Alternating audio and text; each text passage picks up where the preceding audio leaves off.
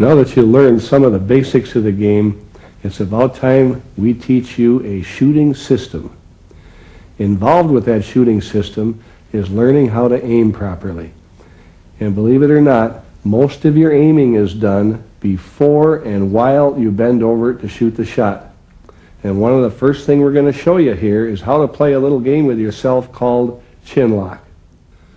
Learning to do chin lock is kind of a game you play with yourself. And what it involves is before you even bend over, you must line the chin up in a straight line with the chin, the cue ball, and where you want the cue ball to go, in this case the pocket. Now I'm going to make this look funny. Every pro does this. A lot of them don't even know they do it. But the first thing they do when they walk around and do a shot is lock the chin, and then as they bend over, the body gets out of the way.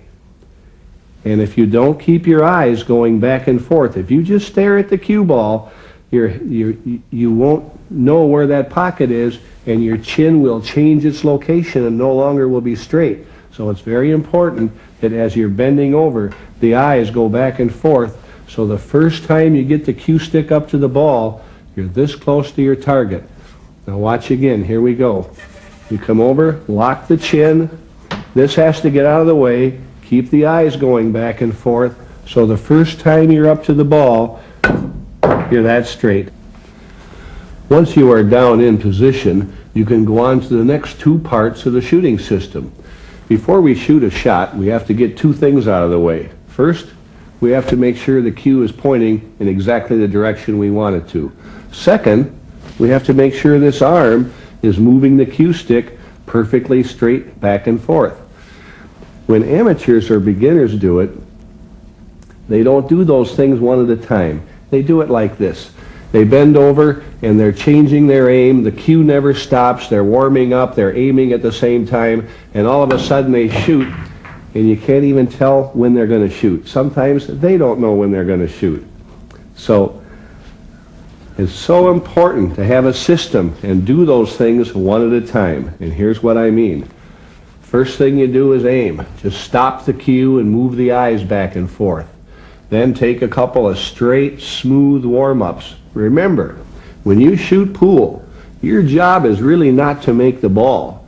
Your final job is to make the cue stick go perfectly straight 4 to 6 inches through the ball. So keep that in mind. It's very important to understand. Back to the system. Take a couple warm-ups and stop and check. If you don't like it, if anything is wrong, fix it and warm up again and stop. The purpose of the stop is to say to yourself, what do you think? Should I shoot? Once you stop and say, I like that, that looks perfect. Now we get to that stroke we talked about earlier. Back, slow, throw the stick 4 to 6 inches directly over the spot. You know, learning this shooting system is the most important part of this tape. All the knowledge of playing the balls off, shooting pool in general, is worthless without a good shooting system. And the best teaching aid I have ever found teaching the game of pool is this spot. Because the spot tells you immediately if the cue stick is going straight or crooked, how far it's going, 1, 0, 2, 3, 4, 6 inches. Using the spot to practice is the best thing you can do. When you master the shooting system, master it first shooting no object ball in the hole, just balls off the spot into the pocket until you master having the stick do exactly what it's supposed to do. Then put an object ball down the table. Now what happens when you put an object ball down the table is your target is much smaller. So what people do, people have a much greater tendency to want to steer, make a last second steering of the cue to help the cue ball go where it's supposed to go. So a good test and great practice is to put an object ball down near the pocket and see if when the shot is over, see if the cue stick is straight across the dot like it's supposed to be. And remember, be sure not to move your head during the shot. Very important. The best thing you can do is practice off the spot.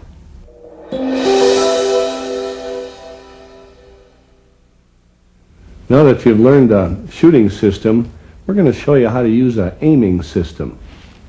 I have the 5-ball set up here, and I have the number turned straight out from the pocket. If I was going to shoot the 5-ball in the side pocket with my cue stick, my brain quickly draws a line from the pocket through the middle of the 5 out this side, and I have to shoot back on that line. And in this case, hitting the number 5 right in the center. When you use the cue ball to make an object ball, the cue ball also has to touch that 5 right in the center. And that's called the point of impact. And no matter what position the cue ball starts in, when it arrives at the 5, it's got to be a straight line in the pocket. Now, straight under the center of this cue ball is where it sits on the cloth. And we're going to call that the point of aim. So, if I have a straight in shot, the point of aim is on the same plane as the point of impact. But as soon as I have an angle on the shot, the point of aim is now not on the same plane as the point of impact. They start separating. And as I bring the cue ball around to this angle, the point of aim is way over here, the point of impact is here. So every shot you shoot is the same. You've got to put the cue ball on this point of aim in order for it to touch the point of impact.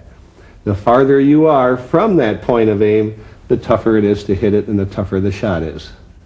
Some people prefer to think of the point of aim, point of impact system in another way. They think of it as a ghost ball system, whereas when they line up the shot, they picture the cue ball sitting right here and they picture the ghost ball that they have to replace with the cue ball. They both work identical, and whichever one you choose.